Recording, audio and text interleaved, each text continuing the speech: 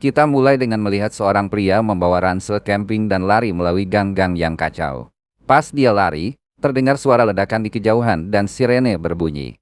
Pria itu, namanya Paul, berhenti karena capek, terus mendengar suara tangisan putus asa dari kerumunan orang. Dia lanjut lari, menjauhkan diri, dan suara tangisan itu masih terdengar di kejauhan. Dia lihat pemandangan yang sepi, kayak medan perang. Setelah jalan sedikit lagi dan udah kelihatan capek banget, dia masuk ke tempat di mana dia nemuin dua bayi di atas kasur, langsung diangkat dan bilang kalau semuanya bakal baik-baik aja. 15 tahun kemudian, Paul ada di ladang dekat matahari terbenam, kayak lagi nungguin seseorang dengan cemas di sampingnya. Seorang anak cowok namanya Joseph manggil anjingnya buat masuk ke dalam, sementara Paul terus nunggu di tengah hutan. Seorang pemuda lain lari terengah-engah dan terburu-buru, kayak takut sama sesuatu di dalam rumah. Setelah mengamankan jendela dengan pembuat kayu, Joseph teriak ke Paul kalau matahari udah rendah banget. Paul yang masih cemas, merasa harus lari ke arah yang dia lihat, tapi berhenti ketika melihat pemuda yang tadi lari di hutan muncul. Pemuda itu namanya Thomas dan dia minta maaf ke Paul karena telat. Di sini kita udah tahu kalau mereka adalah dua bayi yang ditemukan Paul 15 tahun lalu. Setelah mereka semua masuk ke dalam rumah, mereka tutup semua pintu dan jendela yang ada. Setelah memastikan anak-anak itu sudah nutup semuanya, Paul manggil mereka buat makan malam. Pas mereka makan, Paul memarahi Thomas karena telat dan ngasih peringatan kalau dia telat lagi, dia gak akan diizinkan keluar lagi. Thomas minta maaf lagi dan mereka lanjut makan, tapi segera terganggu lagi oleh pertengkaran yang dimulai Joseph dengan Thomas sampai hampir berkelahi. Tapi Paul turun tangan dan nyuruh mereka berhenti. Setelah makan malam, pas mereka santai di lantai atas, anjing mereka mulai bertingkah aneh dan segera mereka semua sadar kalau ada yang gak beres. Thomas hati-hati mendekati pintu belakang rumah ketika tiba-tiba ada ketukan keras di pintu itu. Paul, yang berada tepat di belakangnya, cepat-cepat bergabung dengan Thomas buat menahan pintu sementara ketukan semakin keras. Joseph dengar ini dari atas tapi gak bergerak buat bantu. Setelah beberapa saat, ketukan berhenti dan semuanya jadi sunyi. Kembali ke lantai atas, Thomas nanya ke Joseph kenapa dia gak turun buat bantu mereka menahan pintu. Joseph bilang pintunya udah aman, mereka udah cek semuanya, jadi dia tinggal buat dengerin dan mencoba mengerti sesuatu tentang itu. Dia jelasin kalau ada 3 ketukan berbeda di waktu yang berbeda masing-masing. Ketukan pertama selama 10 detik, ketukan kedua selama 20 detik, dan ketukan ketiga cuma 1 kali. Dia lalu nambahin kalau menurut dia ketukan pertama kayak tes, ketukan kedua upaya lebih nyata buat dobrak pintu, dan ketukan ketiga cuma kayak rasa frustrasi. Keesokan harinya, Paul lihat dari luar gimana pintu itu kelihatan penuh dengan goresan besar dan dalam. Beberapa saat kemudian, sambil menebang kayu di hutan sekitar rumah, Thomas minta izin ke ayahnya buat pergi karena dia ada sesuatu yang harus dilakukan setiap hari buat membantu tetangga mereka yang namanya Pak Ross yang tinggal di dekat situ dan ayahnya udah tahu dan selalu mengizinkan. Setelah itu, Joseph punya buku harian di mana dia menggambar berbagai proyek. Paul bahkan nanya apa yang dia kerjakan, tapi Joseph bilang belum bagus, tapi itu sesuatu buat bantu mereka biar gak perlu sembunyi lagi. Paul kemudian mendekati motor tua dan pasang suku cadang baru di situ, membuatnya berfungsi dan mengejutkan Joseph. Keesokan harinya di sekitar ladang, Paul ngajarin anak-anak cara mengoperasikan kendaraan itu. Setelah mereka selesai belajar, Thomas lagi-lagi minta izin ke ayahnya buat pergi ke rumah Pak Ross. Tapi kali ini Paul gak mengizinkan, bilang dia butuh bantuannya buat memperkuat pintu rumah. Mereka perlu ambil kayu dari beberapa pohon di dekat sungai, dan kemudian Joseph pergi dengan Thomas ke sana.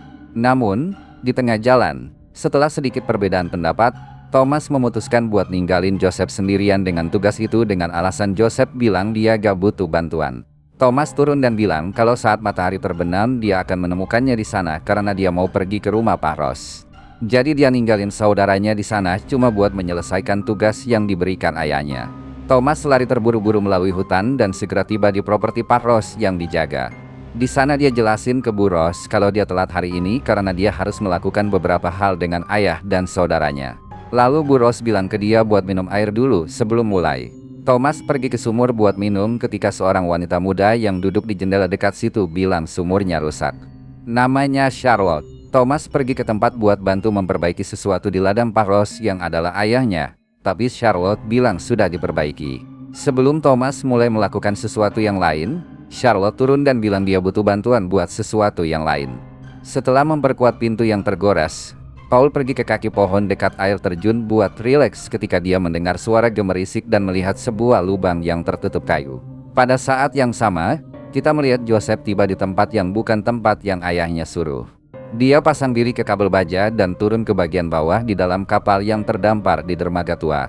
Dia mencari sesuatu ketika tiba-tiba dia melihat tempat itu penuh dengan serangga terbang ke segala arah, membuatnya bingung. Sementara itu, Thomas pergi dengan Charlotte ke pohon di tengah ladang. Thomas nanya ke Charlotte tentang dia, bilang kalau ayahnya butuh bantuannya buat suatu tugas. Tapi dia baru tahu kalau itu cuma biar mereka bisa berduaan. Mereka habisin waktu yang menyenangkan dekat pohon, sambil bikin kompetisi siapa yang bisa jelasin akhir dunia dalam waktu kurang dari 10 detik.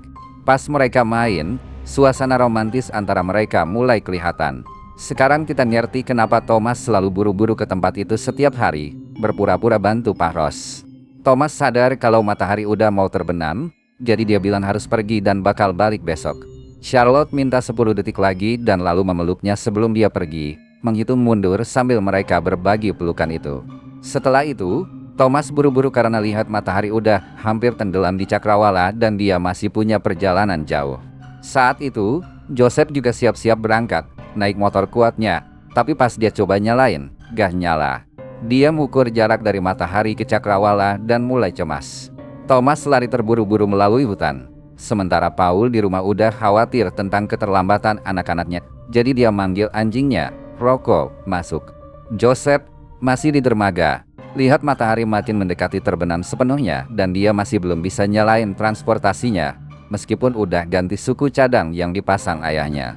Untungnya, setelah beberapa kali mencoba, dia berhasil nyalain mesinnya dan bisa cepat-cepat pergi dari situ. Dia sampai di tempat yang ditandai Thomas buat nunggu, tapi Thomas belum datang. Kita lihat Thomas lari melalui hutan ketika tiba-tiba dia ninjek batu-batu lepas dan jatuh ke celah besar di tanah. Joseph gak yakin apakah saudaranya udah pulang atau belum. Mutusin buat pergi karena udah makin gelap dan dia gak bisa tetap di situ. Pas dia sampai rumah, Paul yang udah sangat khawatir nanya di mana Thomas. Tapi Joseph kira dia udah di rumah. Melihat Thomas gak ada, dia bilang ke ayahnya kalau Thomas mutusin buat pergi ke rumah Pak Ross. Ngejelasin kalau mereka janjian ketemu di suatu tempat, tapi Thomas gak ada di situ. Paul buru-buru ambil beberapa barang dan bilang ke Joseph kalau malam ini dia bakal ngunci rumah sendirian dan dia akan balik sama Thomas di pagi hari. Setelah Paul membekali diri dengan pisau, dia manggil Rocco buat ikut. Di saat yang sama, kita lihat Thomas yang masih tergeletak di dasar celah dan pingsan. Dia bangun dan sadar akan situasi berbahaya yang dia alami. Sementara itu, Paul lari melalui hutan dengan Rocco mencari petunjuk tentang Thomas. Udah cukup gelap, Thomas bergerak melalui celah dengan bantuan korek api buat melihat lebih baik dalam gelap ketika tiba-tiba dia dengar sesuatu di dekatnya dan coba menyinari buat melihat apa itu ketika dia lihat makhluk aneh dengan cakar besar dan mata merah ngelihatin dia dari celah kecil di antara batu. Makhluk itu mengeluarkan raungan keras yang bisa didengar Paul di tempat dia berada. Joseph di rumah menunggu cemas ketika tiba-tiba dia dengar suara kayu berderak dan sadar kalau itu berasal dari jendela di depannya. Thomas tergeletak di tanah sambil dengar geraman rendah dari makhluk itu di dekatnya. Dengan hati-hati, dia ngambil pisau dari saku jaketnya dan nusuk tangan makhluk itu yang mengerang kesakitan. Makhluk lain dari atas menarik kepala Thomas yang mencoba melukai makhluk itu dengan korek api tapi gak berhasil. Tak lama kemudian Paul sampai di tempat kejadian dan berhasil melukai dan membunuh makhluk yang ada di luar celah, sehingga membebaskan Thomas. Paul berhasil masuk dan memeluk anaknya yang lega. Paul lihat kalau Thomas mengalami gegar otak karena jatuh dan memutuskan mereka akan menghabiskan malam di situ. Tapi sebelum itu mereka perlu menutup sisi tempat dia masuk karena bagian atas tempat makhluk itu mencoba meraih Thomas gak perlu ditutup karena terlalu sempit. Malam itu, Joseph tidur duduk di kursi menghadap pintu yang rusak parah oleh makhluk-makhluk yang mencoba mendobraknya hari sebelumnya. Namun, pada saat tertentu, sesuatu dari sisi lain berhasil membuka celah kecil yang digunakan buat ngintip ke dalam. Makhluk itu memasukkan tangan aneh ke dalam, memanjang dan tumbuh lebih besar.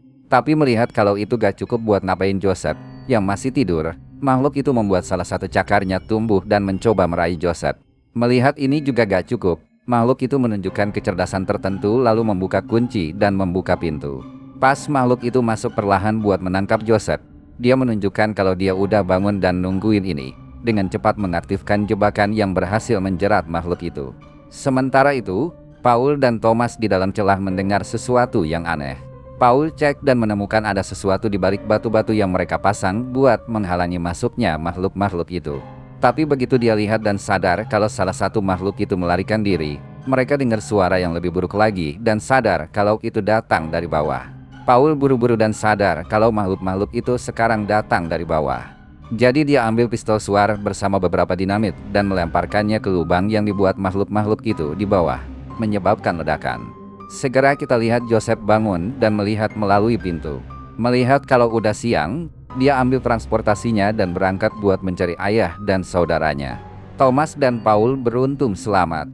Thomas menarik ayahnya melalui lubang di gua tempat mereka berada dan segera Joseph berhasil menemukan mereka. Mereka bawa Paul ke rumah dan baringkan dia buat lihat apakah istirahat bisa bantu dia pulih. Setelah itu, di kamarnya, Thomas dengar suara dari sesuatu di bawah kain. Joseph bilang itu salah satu monster yang berhasil dia tangkap malam sebelumnya. Thomas coba lihat makhluk itu, tapi Joseph hentikan dia. Lalu mereka lanjut membalut lengan ayah mereka, dan sementara itu, Thomas ceritain apa yang terjadi malam sebelumnya. Akhirnya, Thomas putuskan buat kembali ke tempat monster itu buat membunuhnya, tapi Joseph terus mencoba menghentikannya. Secara tidak sengaja, mereka malah ngelepas makhluk itu.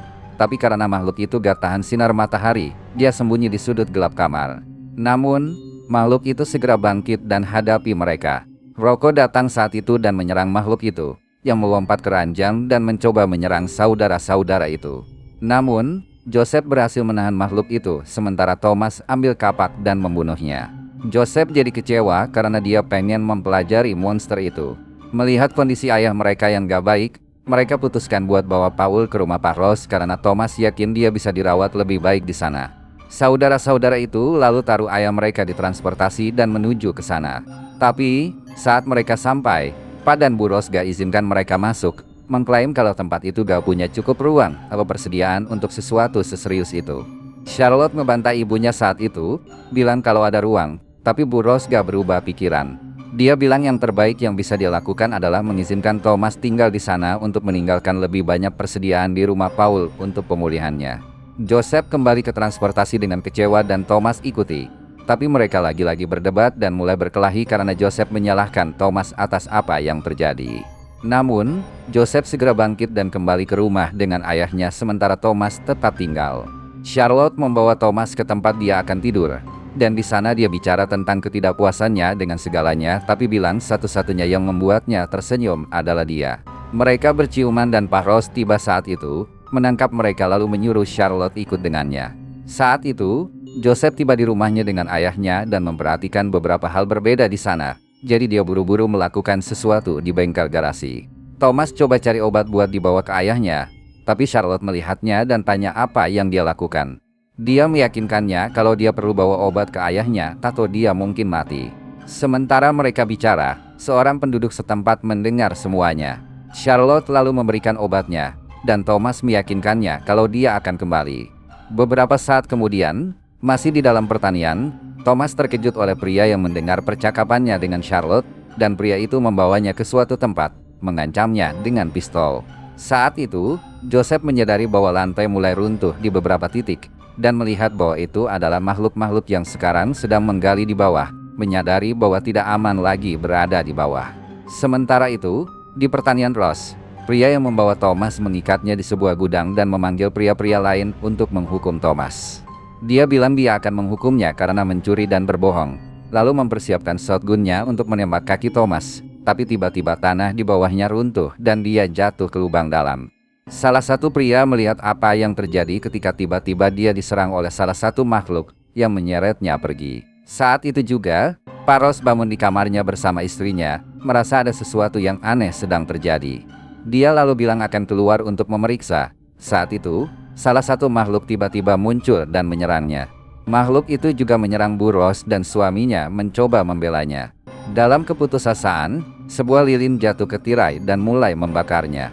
Bu Ross lalu lari dengan putus asa ke tempat putrinya, Charlotte, tapi dihentikan oleh monster lain yang berdiri di atasnya dan mulai bergerak, membuka perutnya dengan aneh, memperlihatkan mulut menyeramkan yang menyerang Bu Ross. Charlotte, dari kamarnya, mendengar suara-suara itu dan keluar untuk melihat apa yang terjadi. Dia melihat jejak darah dan mengikuti jejak itu, menemukan salah satu makhluk yang terdeformasi seolah-olah telah dibuka. Melihat pemandangan aneh itu, Charlotte berteriak dan makhluk itu, yang kelihatan mati, menunjukkan dirinya masih hidup. Pada saat yang sama di gudang, pria-pria itu berjuang untuk mengambil rekan mereka dari makhluk itu. Namun, lebih banyak makhluk muncul dan mengambil pria-pria itu satu persatu, sementara Thomas memohon untuk dibebaskan. Dari sana, dua pria berhasil membuka pintu untuk melarikan diri, tapi disambut dengan sesuatu yang lebih aneh. Beberapa makhluk berguling ke arah mereka seperti roda. Pria-pria itu dieliminasi satu persatu, dan ketika Thomas akhirnya berhasil membebaskan diri, salah satu monster berhenti di depannya dan mulai melakukan gerakan yang mengerikan, mengeluarkan suara sangat keras. Tapi saat itu, Charlotte datang menembak makhluk itu dan menyelamatkan Thomas, lalu membawanya pergi dari sana. Saat mereka pergi, Thomas melihat rumah Charlotte sepenuhnya dilalap api. Dia mencoba lari untuk membantu orang tuanya, tapi Charlotte bilang tidak ada lagi yang bisa diselamatkan dan mereka harus pergi sekarang. Joseph di rumah memblokir beberapa perabotan untuk menutup lubang yang dibuat makhluk-makhluk itu, lalu pergi memeriksa ayahnya. Dia mendengar suara dari lantai atas dan pergi memeriksa, tapi sebelum dia bisa naik, suara lain sekarang di pintu mulai. Dia cepat menemukan bahwa itu hanya Thomas, bersama Charlotte, yang entah bagaimana berhasil sampai di sana tanpa dibunuh oleh monster-monster itu. Setelah menjelaskan semua yang terjadi, Thomas dan Joseph pergi memberikan obat ke ayah mereka yang sudah bangun. Joseph bilang makhluk-makhluk itu menggali di bawah rumah dan kapan saja mereka akan masuk melalui lantai. Jadi dia bertanya kepada ayahnya apa yang harus mereka lakukan, yang dengan cepat menjawab untuk melawan. Joseph lalu pergi ke garasi dan meminta saudaranya serta Charlotte untuk membantunya dengan sesuatu. Mereka mengambil beberapa kaleng bensin saat Rocco mulai menggonggong, menandakan ada sesuatu yang salah di dekatnya. Joseph terus meminta saudaranya mengambil beberapa barang bersamanya, bersikeras agar dia percaya pada idenya. Sementara Joseph menyiapkan sesuatu di lantai atas, Thomas dan Charlotte berjaga di pintu masuk bawah. Ketika tiba-tiba terlihat gerakan dari lubang yang Joseph telah blokir dan mereka bersiap menghadapi apapun yang muncul di tempat Paul berada. Salah satu makhluk mulai turun dari langit-langit dan diam-diam mendekati mereka di bawah. Thomas mencoba menyerang salah satu monster dari belakang tapi tidak berhasil dan dia tertangkap. Pada saat itu, monster lain muncul dan mulai melakukan gerakan aneh, tetapi Charlotte menembaknya, membunuhnya seketika. Mereka lari ke atas dengan makhluk lain mengejar mereka. Joseph mengatakan mereka perlu membuat semua makhluk masuk ke dalam rumah karena itu bagian dari rencananya. Sementara anak-anak bergerak, Paul muncul dengan tubuh penuh darah, menunjukkan bahwa dia telah bertarung dengan salah satu makhluk. Dia mengambil pistol dari Charlotte dan menembak lantai lorong beberapa kali, membuatnya lemah. Anak-anak membawa sesuatu ke ruangan dan segera beberapa makhluk muncul untuk menangkap mereka. Tetapi ketika satu maju, Paul berhasil membunuhnya dengan tongkat pemukul. Namun, semua makhluk lainnya berkumpul mengelilingi Paul sekaligus. Tetapi karena lantai melemah akibat tembakan, mereka semua jatuh ke lantai bawah, meninggalkan hanya satu. Monster itu mencoba menangkap Paul, tetapi segera anak-anaknya tiba dan bersama-sama mereka membunuh makhluk itu. Mereka masuk ke ruangan untuk akhirnya melaksanakan rencana mereka. Tetapi ketika semua orang di dalam, Paul menutup pintu dari luar dan menunggu makhluk-makhluk itu untuk memberi waktu kepada anak-anaknya menyelamatkan diri dalam ledakan. Karena dia juga tahu dia tidak akan muat di dalam freezer bersama mereka. Sumbu improvisasi yang dibuat Joseph menyala dan mulai membuat api. Pada saat makhluk-makhluk itu maju menuju Paul, rumah itu meledak.